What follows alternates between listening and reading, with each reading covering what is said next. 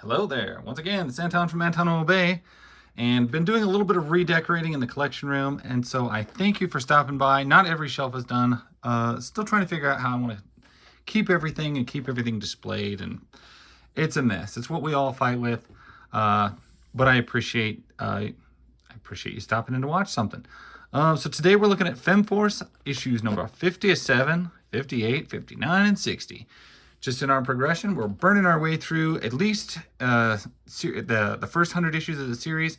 I don't really know if I don't really have much after that. They're very expensive and very difficult to get a hold of. I have a few. We'll go as far as we can. How about that? So we are back into the color era of Femforce. This is Capricorn Chronicles Book 3. I don't know why that's hard for me to say, but it was.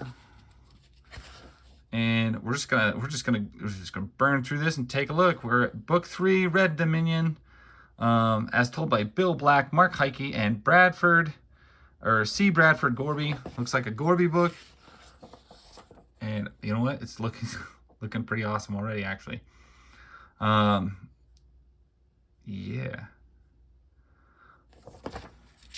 It's not the art in this one. Just the coloring on this page is kind of washed it out a little bit. And maybe that's just in life. I'm looking over the camera usually, not through it. Through the camera it looks pretty bad. Or through the camera it looks better. But like over the top, the whole page has this very like pinkish orange hue to it that's not really definitive. It's a little washed out. So I'm blaming the colorist on this. Just on that page. Everything else is going to probably look great. Oh, wowza. That is a punched up face. That is not good. Oh, I should always specify what year are we in. This is the year 1993. I am, what am I? 12? I'm 12 at this point. So these were not books that I knew about at that point. It looks like we got, gosh, she looks so much like Betty Page. I know she's not, but they did a lot of homage to Betty Page, so. Don't know what's going on with there. She is washing who looks like Sin. And we have some... Oh, golly. That is what she looks like without the cover on her face. Her nose is gone. Between that and this other page, I'm sure to be demonetized on that alone. Oh. That is just horrible. Yeah, I wished I hadn't seen that. Wow, that was really drawn graphically. Thank you. Thanks, Corby. That was rough to look at. The rest of this is looking fantastic. Panels are a little boxed in. I like that we're not using that. We're using a different font for the words. Sometimes they use like a weird all caps computerized looking font. I'm not wild about. This is a much better font. I enjoy this very much. And it just looks like chock full of like red hooded Satanists everywhere. That's never a good thing. And I guess it's just the theme of where this location is has a very washed out orange burnt look to it. Pinkish orange look to it. It is strange. This looks wrong though. They've got Miss Mask as orange, when she should be like a bright colored red. That's kind of odd. I wonder if that was a miscolorization or something built into the story. Oh, wow. These look really good. Like Sin looks fantastic. And we are geared up for some severe face punching. There you go. This is, dang man, this looks great. I love Stardust. She's one of my favorite looks. Definitely the favorite uniform of any member. That orange and yellow, I know it sounds like a bad combo, but it really comes off great, especially with her white hair. It reminds me of like Flair. I love it. And it's the only one of that color in the whole team. So you get a lot of red and white and blues in the team, or red and whites particularly. Madam Mask is still looking a little orange. I wonder if the coloring was just a bit off. or the machine or something got a little bit off with this. The art is looking fantastic. Everything is looking fantastic, but some of the coloring is a little weird. It also looks like, and this, I've never had this problem before with Femforce comics, it almost looks just a touch softened or faded, like the ink didn't hold in the paper. So I'm wondering if they got somebody different to do the inking, or I mean the coloring, and it just didn't work out as good as it normally does, because normally these things are super sharp and super vibrant. And oh look, he just wow, that's awesome. Just vomited all over. TV's original Sheena, Irish McCullough. Gotta love those old Jungle Girl serials. Here we get Kitten on the cover. I love Kitten. It's just a brilliant, cute little costume design. It's just crazy. I love it. I love the fact that it's Catman and Kitten, and she just, I don't know, she captures it real well. To realize that even someone who possesses superhuman abilities like myself can do little to stop it. Yeah, it's just terrible. This is brought to us by pencils by Dick Ayers. Mark Heike is on inks. Bill Black. Written by Bill Black. I like once again that we're sticking with the more average font. I think that looks good. I appreciate that.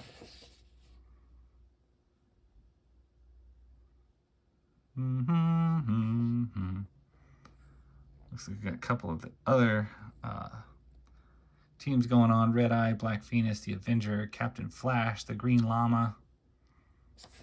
Gotta love a name like the Green Llama.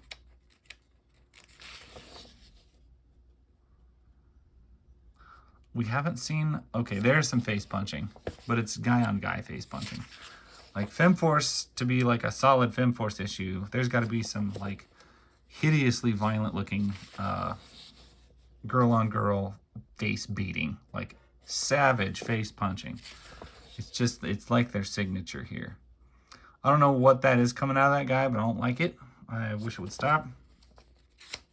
I guess it is stopped because it is literally a book, and so it doesn't move. This looks a touch wonky. I'm not sure exactly why. She looks wonky. I'm not sure why. So nobody hits it out of the park every single time, but yeah, something about her, the way she was curved there, just didn't look right. We got some mega ghost action going on. I can see why the guys worked on this book. Maybe did it for less money than some, because I mean, it just looks like a blast to draw. The Vault of Heroes presents Microman. Okay, so this book is also plagued frequently by giant women. It's like a thing. They just love having them in there. I don't know. It's somebody's like kink. I don't know. This is not a giant woman. This is a very small man. This is a Microman, and that is a giant woman. That is what's going on there. I deduced all that. I looked ahead. That's what's going on. We're sticking with that. The same hijinks, I'm sure, will happen as they tend to do with that type of story. But he is very tiny. She is not a giant. Just wanted to point that out and make sure that we were all on the same page with that. Wow, Velma looks so wicked and evil there. That almost actually just looks like a Daniel Klaus character.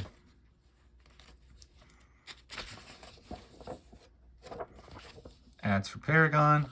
More Sheena in the back. The Name Game. Guest starring Paragon. The Sentinels anew. And our artist, who we got working on this thing? We got Brad Gorby, which it's always kind of funny. They say Brad Gorby, but like every time I've seen him spell it, or like on YouTube when he comments on stuff, it's C. Bradford Gorby, which sounds a lot, I don't know, more regal than just regular Brad Gorby. But either way, I'm happy with it. Inks by Mark Heike. Colors by Rebecca Black. You know what? I can't resist. I gotta go back and look who did colors on this first one. I don't normally read the colorist. Oh shoot, it's not gonna tell me. I mean, it probably would if I go back through all the like super fine print.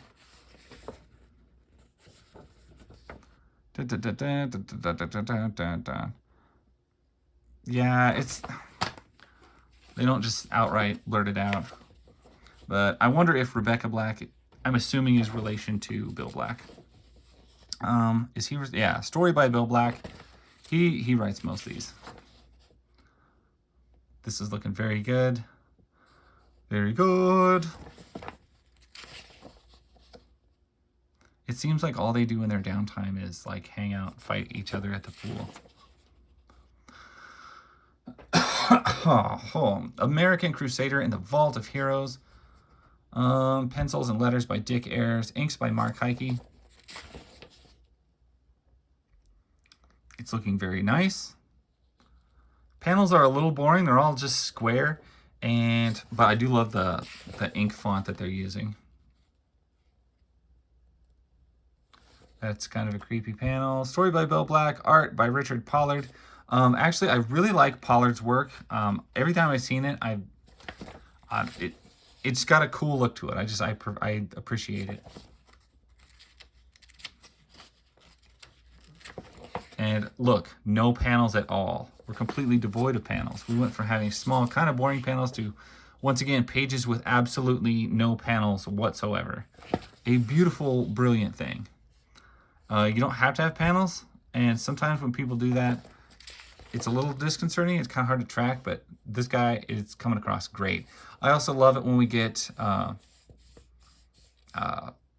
just kind of like odd, obscure side heroes. As if the AC Comics universe wasn't odd and obscure enough. There's obscurity within the obscure, and that is what we get a lot of times. And I love the little guest stars with heroes that maybe you haven't heard of at all. And they'll just like show up. Kitten, Yankee Girl, Jet Girl. The Fear Apparition that menaced your fair city.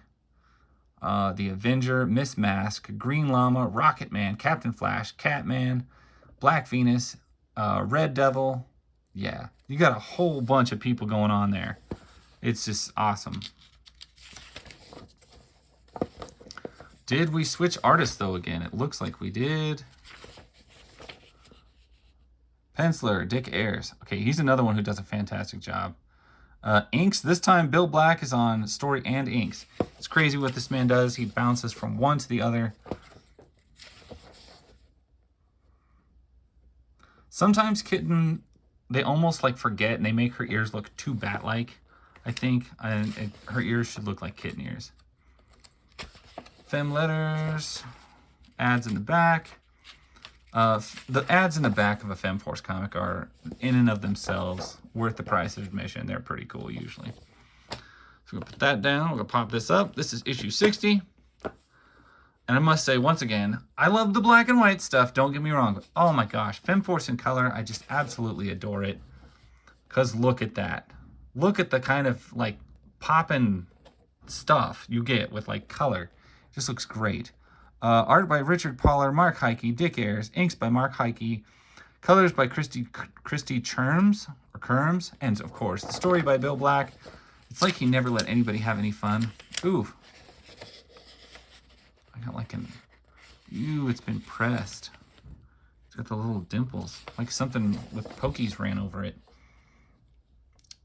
But a glorious page. Time for the kitten to enter the fray. I don't even know what the kitten's powers are. I don't even know if the kitten has powers. It just kind of cracks me up. Just that you have a hero named the Kitten. Kitten. Name the Sentinels.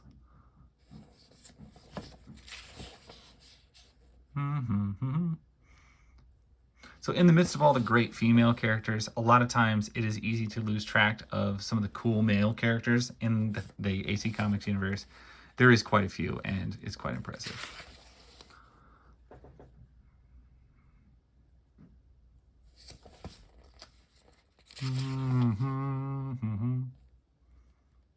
Did we change? I think we may have switched artists at some point.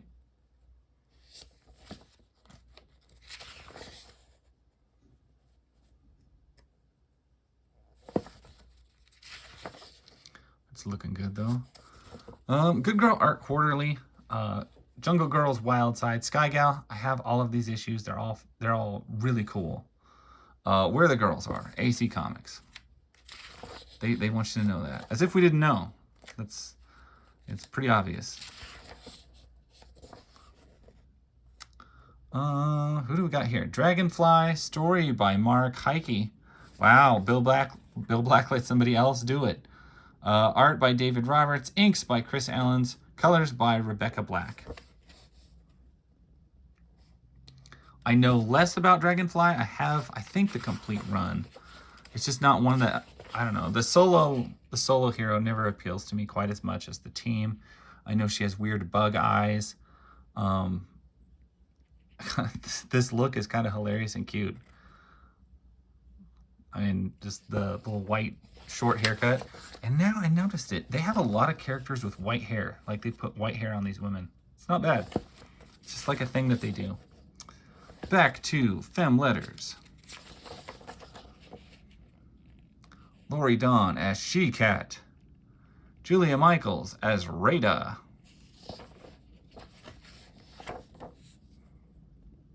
And getting ready for Femforce 61, the next issue, which I'm assuming will still be color. I love the color era of Femforce. I love the color era of Femforce. It's also good. Anyway, I'm going to flip that. Oh, there. Now they're kind of in order. I'll leave them right there. I thank you guys so much for watching, and I will catch you later. I really appreciate it. If you like it, give me a thumbs up. You know the drill. Come on. Let's be real here. That's my story.